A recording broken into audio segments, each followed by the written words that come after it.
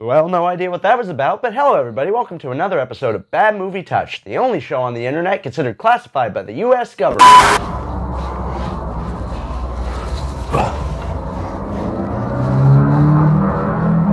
Where the fuck am I? I don't remember filming any of that. Should I be concerned? Yeah, that's totes normal, bruh. Yes, of course, it all clicks now. What you're saying is that I should watch and review the 1986 version of the 1953 film Invaders from Mars. What?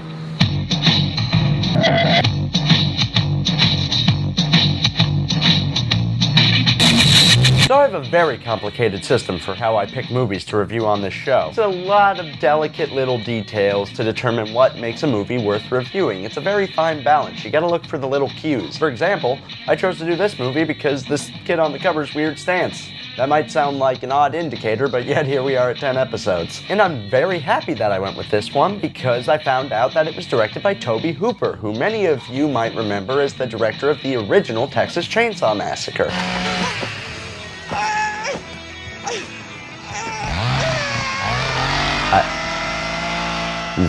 Is that the right movie? He also directed the television film version of one of my favorite Stephen King books, Salem's Lot. The first television movie, not the second one with homeless Rob Lowe. I'm Rob Lowe, and I have DirecTV. And I'm super creepy Rob Lowe, and I have cable. Anyway, the point is, he's made some really great films, but he also made this. Guys, is it too late to stop? I feel like What is happening? Well, maybe if I start reviewing the movie, the ticking in my head will stop. So why don't we take a look at the late, great Tobe Hooper's version of Invaders from Mars. Hey, look, it's our friend Cannon making an appearance again after episode 4. I guess that means it's time to shoot me out of the cannon.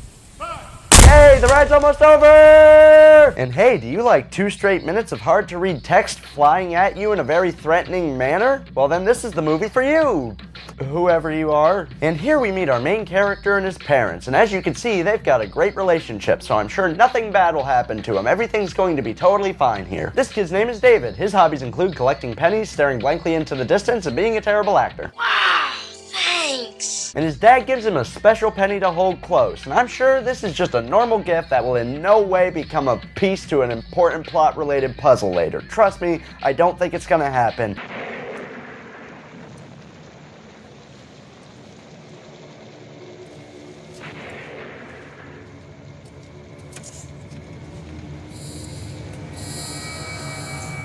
You know, this kid's got it pretty good. I know a lot of people who would kill to live on a soundstage, or anywhere for that matter, and hey, I want them to live there too. Maybe then they could stop asking me for change when I go to buy hot dogs at 7-Eleven because I'm... So David freaks out because he saw some balls drop out of the sky and disappear behind where the set ends. I mean, that's good cause to bother your parents, but Kathy Griffin might be a little upset that you interrupted her beauty sleep. Maybe it was a meteorite. No way, Dad. You there?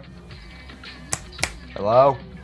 Guys, I think he shorted out. Where's Dad? Did you make your bed? Mom, that's not an answer. Yeah, Dad's acting a little weird. Maybe give him a little bit of that soda so he can start acting normal again.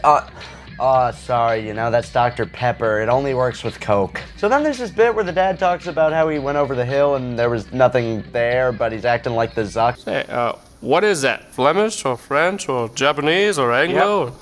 Yep. Okay. Then it all leads to whatever this is.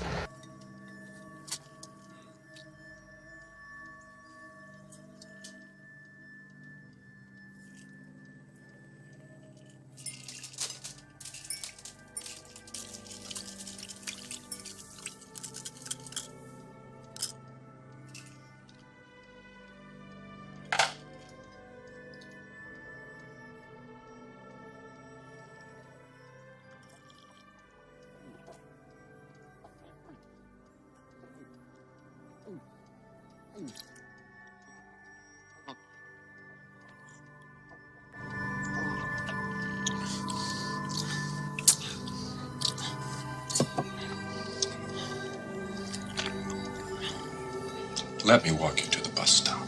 Would you like to understand what you just saw? Well, I'll see if I can pencil you in. It's gonna be a very busy next couple of decades while I try to figure it out myself. Then his dad really keeps trying to get him to go over this hill, and he gets so creeped out that he decides to run into the school bus and go to school. So you know he was terrified. Come on, David. Your dad just wants to show you this really cool pet cemetery he found. Come on! And here we meet one of our villains, the terrifying frog lady. She has a name, but she just keeps talking about and later eating frogs, so she's Frog Lady. You got a problem? Please don't. I crave your appreciation. And she's super psyched because it's Frog Week. No, this is Frog Week. But some ungrateful bastards just want to throw the frogs. And she gets super pissed at David, even though he clearly didn't start anything. Actually, I think she just gets pissed that he hurt himself. Ah, stupid child, injuring thyself. Why can't you be made of iron, a little iron boy? What is your... This is not the way you behave in my classroom. 1, 2, 3, 4, 5. Okay, I don't care how scared of this lady these kids are. We all know in school there's always those kids 1, who... 2, 3, 4, 5.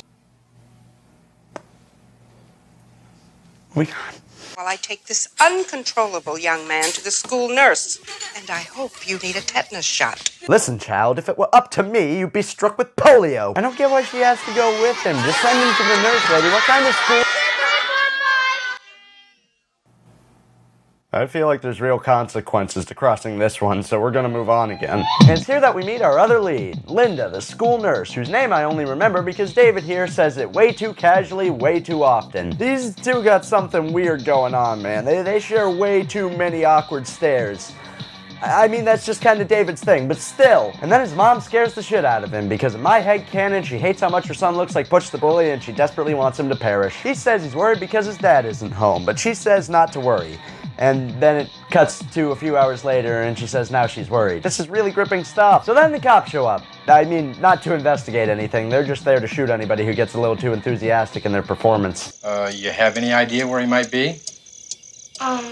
Maybe he went back over the hill. Oh, David. Excuse me? Copper Hill. He went up there this morning to take a look. David thought he saw a plane crash there last night. No, I didn't. I saw you. And then this amazing exchange happens. God, George, you scared the hell out of me. This is Ed. Seriously, it starts with a fake jump scare and ends with this guy stumbling around like he's coming out of a month-long cocaine binge at Keith Richards' house. They decide to leave since the dad's back, but this ironically leads to the greatest crime of all, penny theft. Oh, that son of a bitch. If he thinks he can get my fishbowl full of US Mint garbage, then he's got another thing coming. And then the next day his mom's acting all weird by like burning all their food and not going to her classes. But in my experience, that just means that mommy's had a bit too much of everybody's shit and she just needs Needs a little break, okay, goddammit?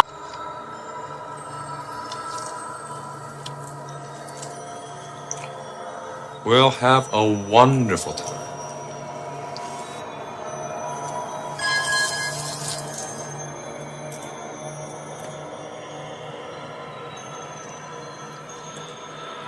I'll pack us a lunch. Hamburgers. You like that, don't you? So many parts of this movie feel like the visual representation of please don't make me do this on camera for money. And then they have an awkward hug. Yeah, actually for David that's probably just an average everyday hug.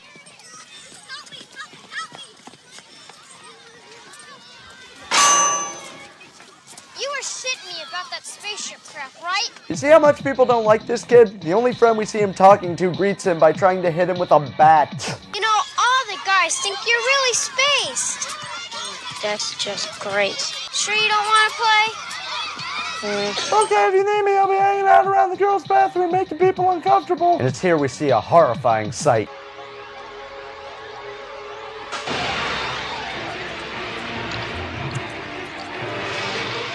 Oh, god damn it, another celebrity death. Rest in peace, Crazy Frog. Uh-oh, if you want to get out of here, you're gonna have to go through her. Oh okay, you did fairly easily, actually. So then David runs to Linda and says that he really needs to check out the back of her neck because he's got some weird neck fit. I mean, he needs to make sure she's not an alien or something. She initially doesn't believe him, but her thoughts start to change when she talks to the frog lady, who I'm now just realizing kind of looks like a thumb in a wig. These guys so spooked. I got you, spooked you. You should have seen your faces. My name's Spaghetti. I do parties. David seems concerned about an injury to you. To your neck. My neck. Yes, says that you're wearing a bandage. Why, yes. I have a boil on my neck. I dreamed a dream in time gone by. A boil. Okay, you can go out the window. Now, this is the key to my back door. Oh no, guys, can we turn it off now? I really do not want to wind up on a watch list. Oh, shit! Subject has escaped. Detained! Detained! Stop! No!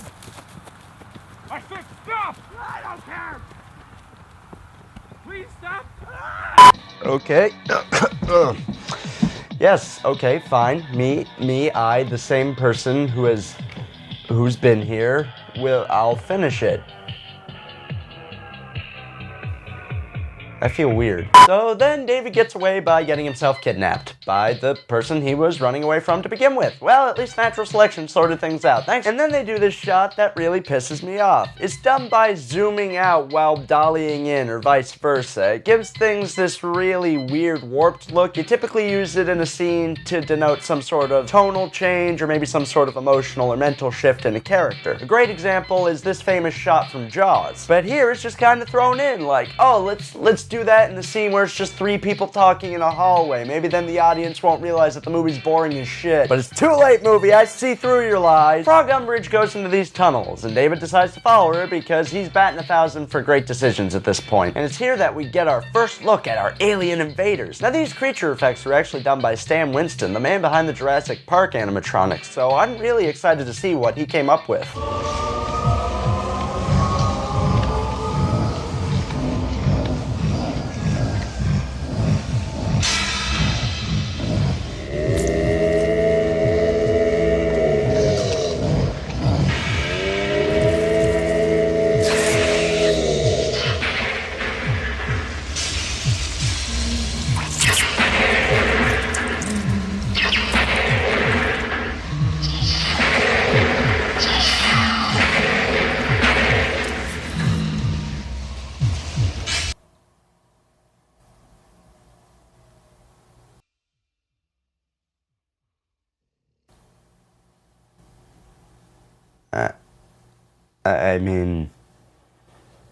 I mean, okay. If you say so, I guess. So here we meet our other big villain, a nutsack who comes out of an anus. Man, this movie is so classy. And he only speaks by making the noise I make when I try to order something at McDonald's. Just go in there, do that. They know. They'll know what to do. They'll get you the good stuff. David freaks out and tries to run away, but the aliens are so slick and cunning that they let him get away pretty easily. You know, you guys are doing great so far.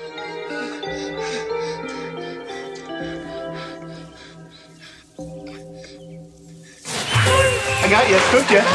You should have seen your face.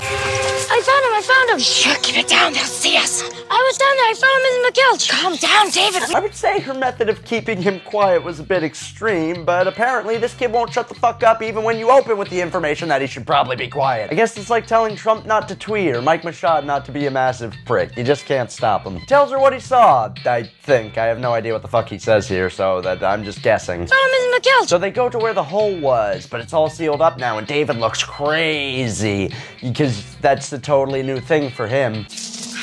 David, you're not just a crazy child, are you? Yep. You know, looking like Oscar from Let the Right One In and all. So Linda starts to realize that she made a horrible decision by helping a mentally disturbed child escape from school for no real reason. So she starts thinking of things to say that can get them out of trouble. At least until a hole in the ground swallows some guys and then it's like, oh, okay, there really are aliens. And then we see that Frog Lady's taking a whole bunch of children to go hang out with Chris Christie, and David seems real concerned. The Frog Lady stalks him with a bus, and he and Linda just kind of run away again. You know, it's incredibly riveting, the series of events that happens in this movie, you know. So they break into the school to use the phone, but the phone doesn't work, and Linda asks David where they should go next. You don't know, lady? You don't have a plan? You're letting this kid lead you? Not just any kid. This kid. Found him in the couch. This is the kid you're trusting to guide the way.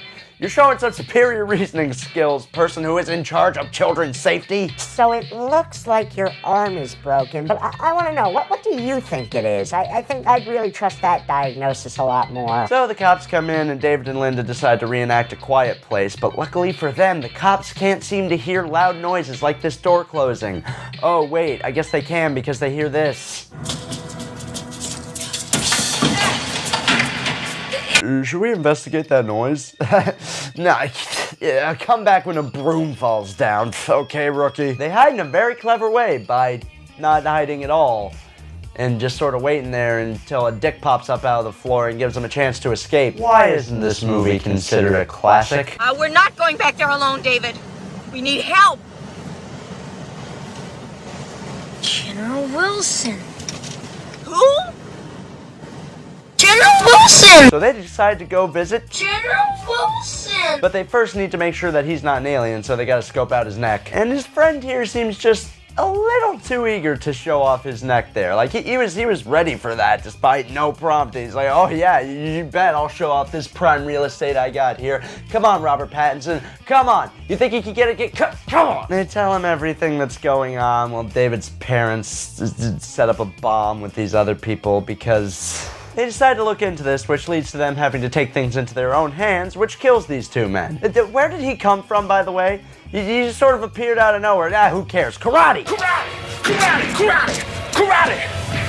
Karate! Karate! Karate! Karate! Karate! Wouldn't be a canon film without some punchy, kicky sound effects. You know, it feels really at home in this horror movie. After that, David meets with some smart people, one of whom looks like he's probably not legally supposed to be within 100 feet of David, but I guess it's okay if there's lots of other people in the room. Doctor, I didn't think the Viking missions found any sign of life. Except for this one photo I saw in a magazine of these things on the surface that looked like pyramids. I saw that photograph. Linda's just looking for anything relevant to add. Yeah, I saw that too, me smart. So they figure out that the aliens are from Mars, and who could have guessed that one? And they probably don't want to be discovered or found, so they blow up a rocket. And if you're wondering if this might be important, well, congratulations. Welcome to your first episode of Bad Movie Touch. No. The answer's always no. In the next few minutes are just them setting up soldiers and guards around the house in the hole that keeps eating people, and then the world's least coordinated soldier decides to fall into the pit to hell. Everyone seems real shocked and scared by it, despite the fact that I'm pretty sure not all of them could see it from where they're standing. Also, I guess not everybody was shocked. Tim's friends knew he had a bit of a drinking problem. He really shouldn't have been hitting the hooch during such an important mission, but what can you do? So the Zodiac Killer decides to try and talk it out with the creatures, but this doesn't work, so it's time to get all that precious Kool-Aid that's inside them. Drink up, boys! So David and Linda go into the hole because nobody else seems to know what they're doing, including the Major, because when they disappear down there, he's just like, oh, just put some exploding shit in the hole. We'll blow it up. It would be real big. Doesn't matter that they just fell into it. So the plan to blow a big hole in the earth works, and they decide to go in there to save David and Linda, who are witnessing the ancient alien tradition of the space dick jamming a giant needle into this guy's brainstem. You know, it's a real big tradition on... So David tries to reason with Mr. Testes, and he just kind of laughs in his face and then eats the teacher. You know, I'm not even sure he really had a plan. It's so great to watch a movie where every character is just winging it, just like, yeah. And then we have to witness the saddest death of them all as the Major is forced to gun down his best friend. I think that they were in a couple scenes together, so they realize they need to go back and save Linda. And since they're calm, rational people and realize that there's a giant needle about to be lodged into her spine, they decide to handle things as calmly and rationally as possible.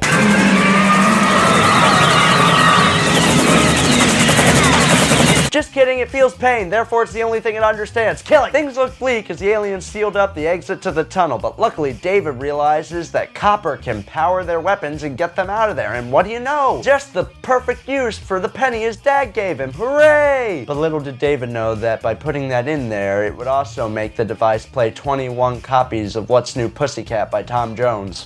What's new, Pussycat?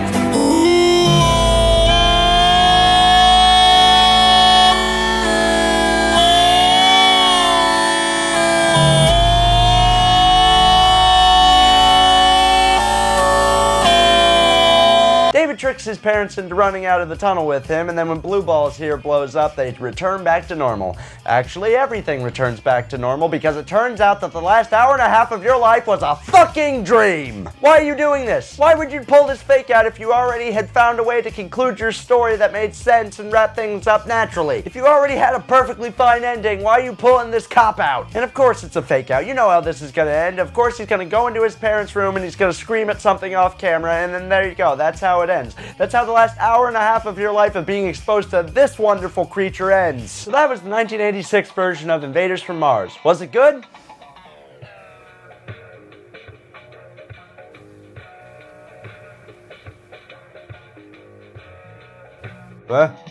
Sorry, I was just practicing my David impression. What was the question?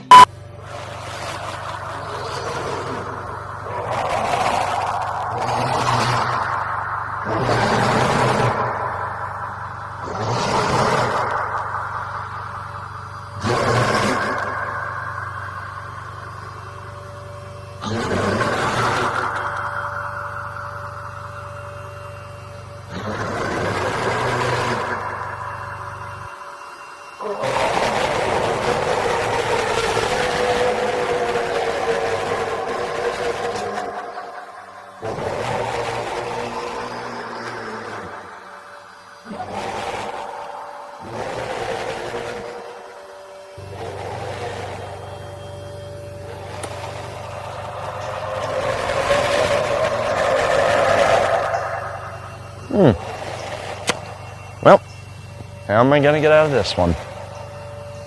Oh wait, doesn't matter. This is a dream. I'm dreaming. It's all a dream. But is that a disappointing ending to all this?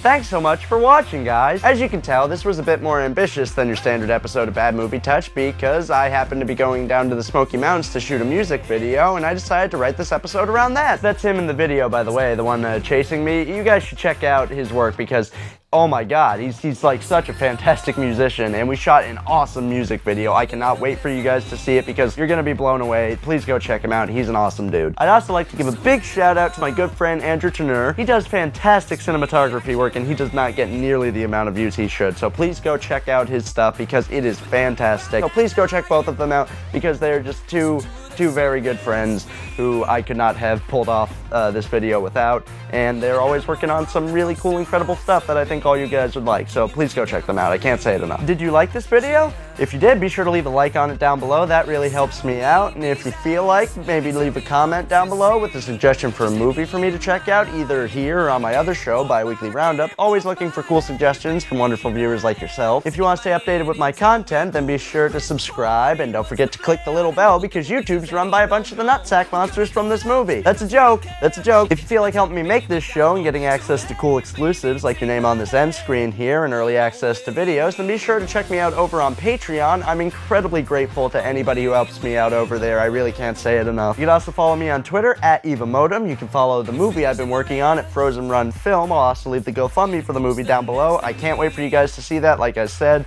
it's been a long time in the making now, but we are so excited for you to see the finished product. I'm working on a lot of really cool stuff over the summer, and I'll be sure to keep you guys as updated as I can, and I'll be bringing you as much great content as I can manage. Thanks so much for making it to 10 episodes. Like, I really love doing this show. It's super fun to play around with movies like this, and it's something I've always wanted to do. So thank you so much for watching and supporting me because I really cannot say it enough. It really means a lot to me, and I cannot wait to continue to do more episodes of this and bring you guys more great content. So I will see you guys soon.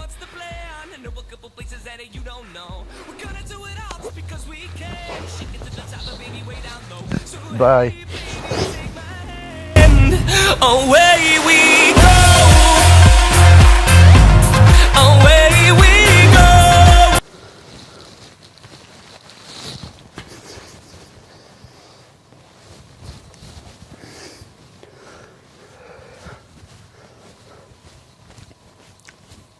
That wasn't for show, by the way. That's literally what I have to do to style my hair.